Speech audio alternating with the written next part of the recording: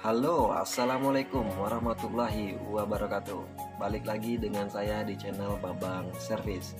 Oke guys, di kesempatan kali ini kita dapat servisan ya. Ini Realme 6 Pro ya. Nah ini untuk serinya bisa dilihat sini guys. Kelihatan nggak? Oke. Dan ini kendalanya layar guys ya. Nah ini coba kita hidupin. Ini nggak terlalu kelihatan ya, kita matikan dulu lampunya. Nah ini, wow, amazing LCD-nya guys, korban banjir. Nah ini kata yang punya HP-nya ini pernah terendam banjir ya, karena di daerah saya beberapa hari yang lalu itu banjir. Jadi HP-nya ini terkena banjir guys, jadi sempat dibawa ke tempat servis ya untuk dibersihkan. Tempat keluarganya juga katanya servis, namun tidak ada stok LCD, jadi dia bawa ke tempat saya untuk penggantian LCD-nya. Nah ini kita buka dulu ya untuk area backdoor, karena ini berhubung backdoornya udah tidak terlalu kuat lemnya, jadi tidak perlu kita panaskan lagi.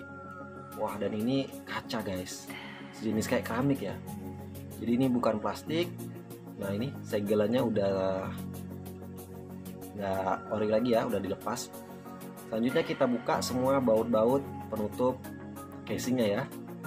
Nah ini kita lepaskan dulu.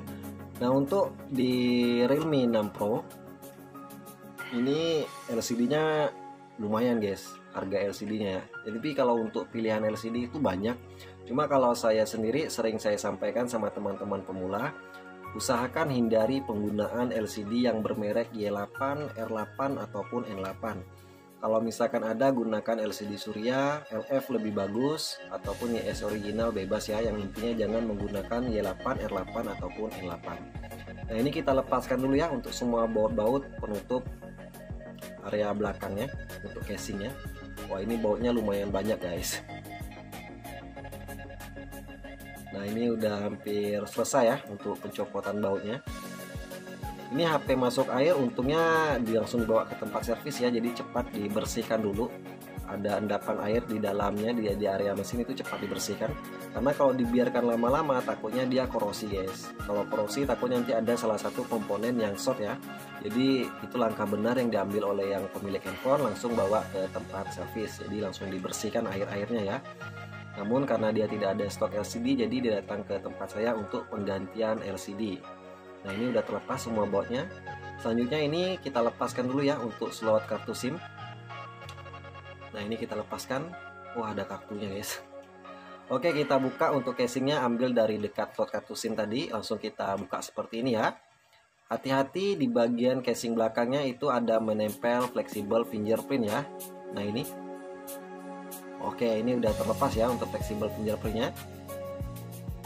Wah ini bekas dibuka ya untuk mesinnya. Dan ini kita lepaskan untuk baterainya ya. Nah ini plastik baterainya pun udah nggak ada guys. Nah ini buzzernya ya. Oke, selanjutnya ini LCD-nya kita lepaskan dulu. Kita lepaskan dulu ya. Ini untuk anti goresnya.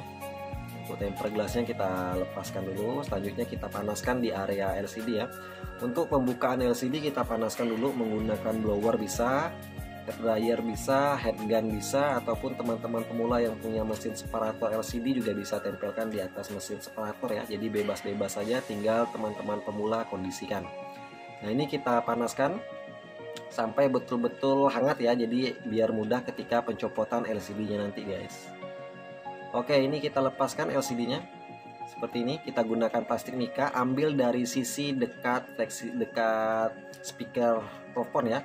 Karena di bagian atas itu bagian paling enak untuk pencopotan awal LCD, untuk penyesetannya ya. Nah, seperti ini.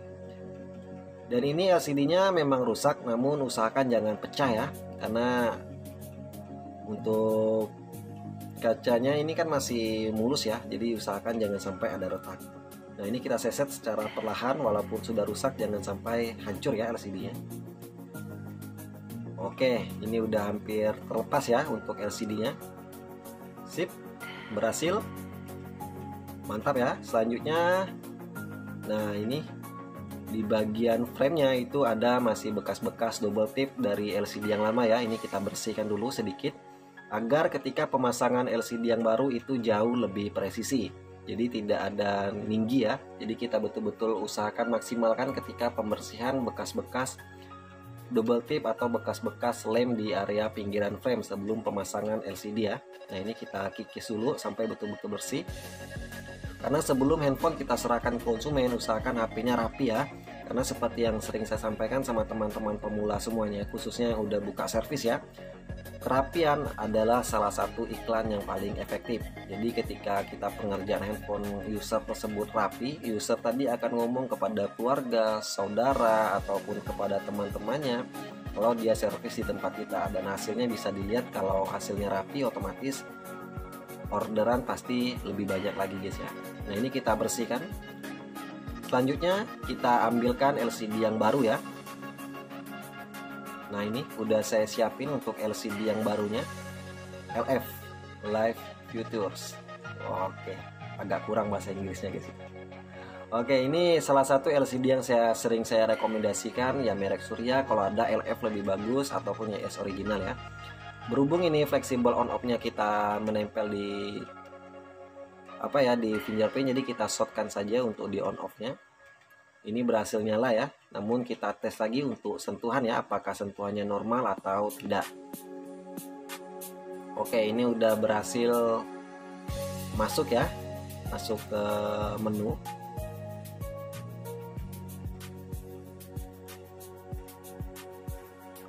Oke, ini coba kita tes dulu ya untuk LCD nya. Dan sentuhan, wah sepertinya normal guys, tidak ada kendala. Kita tes detailnya lagi. Wah ini mantap ya untuk LCD nya, berarti tidak ada kendala di LCD nya, berarti siap untuk kita pasangkan ya. Nah untuk teman-teman pemula semuanya, sering saya sampaikan sebelum pemasangan LCD yang baru usahakan dites dulu ya, karena kalau segelannya udah buka otomatis tidak ada garansi lagi guys. Nah ini sebelum kita pemasangan LCD, kita beri lem dulu di area pinggiran frame menggunakan lem khusus untuk LCD ya. Ini lem T7000, salah satu lem yang saya rekomendasikan dan sering saya gunakan. Karena untuk lem T7000 berwarna hitam ini, proses pengeringannya dia nggak lama dan ketahanannya juga luar biasa guys. Oke, ini kita kelilingin ya, seperti biasa. Untuk pemberian lem di area pinggiran frame itu tidak harus tebal, yang penting rata. Nah ini ya. Nah untuk di dekat speaker telepon sama sensornya usahakan jangan gunakan lem hitam ya, gunakan lem bening saja yang ujungnya kecil agar menghindari tidak terkena sensornya ya. Oke, dan ini LCD yang baru tadi udah kita tes. Setelah kita tes betul-betul mantap, langsung kita lepaskan ya untuk segelan-segelannya. Nah ini ada segelan juga, ada jenis double tip ya di soket LCD nya. Ini kita lepaskan agar LCD bisa kita presisikan ya. Wah ini kita lepaskan dulu. Selanjutnya kita presisikan untuk LCD nya sesuai jalur ya. Nah seperti ini. Dan untuk segelan yang menempel di LCD, yang tempel-tempelan yang nggak jelas seperti ini kita lepaskan juga guys ya, agar LCD-nya itu bisa betul-betul presisi nanti ketika kita pasangkan. Ini untuk pelindung kameranya, kaca kamera kita lepaskan juga. Dan untuk plastik depan langsung kita copot ya, sekaligus segelannya kita lepaskan ya seperti ini.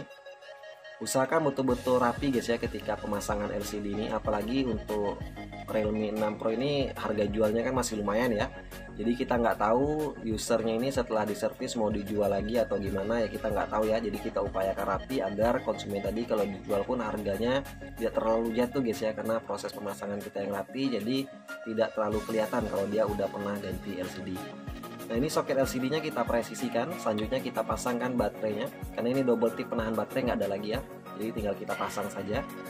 Dan kamera belakang juga jangan lupa guys ya, kita lap, takut terkena debu ya, jadi nanti kameranya buram. Jadi usahakan kita rapikan dulu.